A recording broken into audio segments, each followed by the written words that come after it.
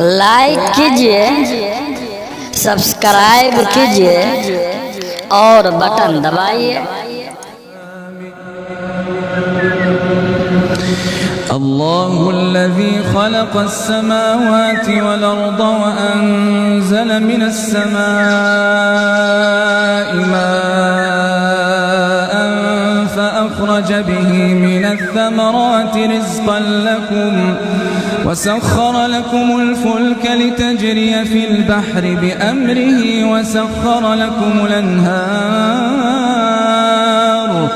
وسخر لكم الشمس والقمر دائبين وسخر لكم الليل والنهار وآتاكم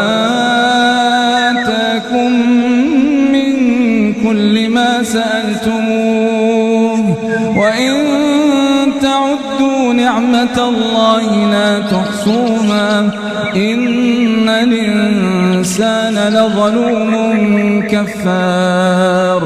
وإذ قال إبراهيم رب اجعل هذا البلد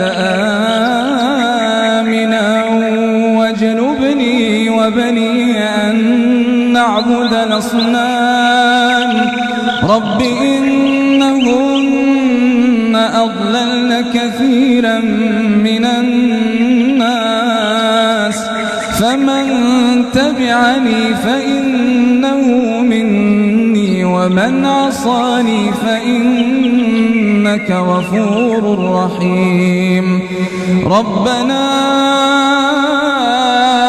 إني أسكنت من ذريتي بواد غير ذي زرع عند بيتك المحرم ربنا ليقيموا الصلاة فاجعل أفئدة من الناس تهوي إليهم وارزقهم من الثمرات لعلهم يشكرون.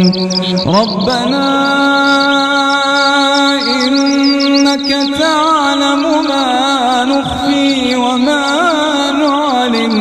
وما يخفى على الله من شيء في الأرض ولا في السماء. الحمد لله الذي وهب لي على الكبر إسماعيل وإسحاق إن ربي لسميع الدعاء. رب اجعلني مقيم الصلاة ومن ذريتي ربنا وتقبل دعاء.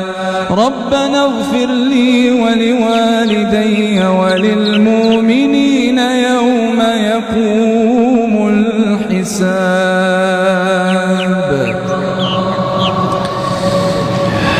الحمد لله رب العالمين الرحمن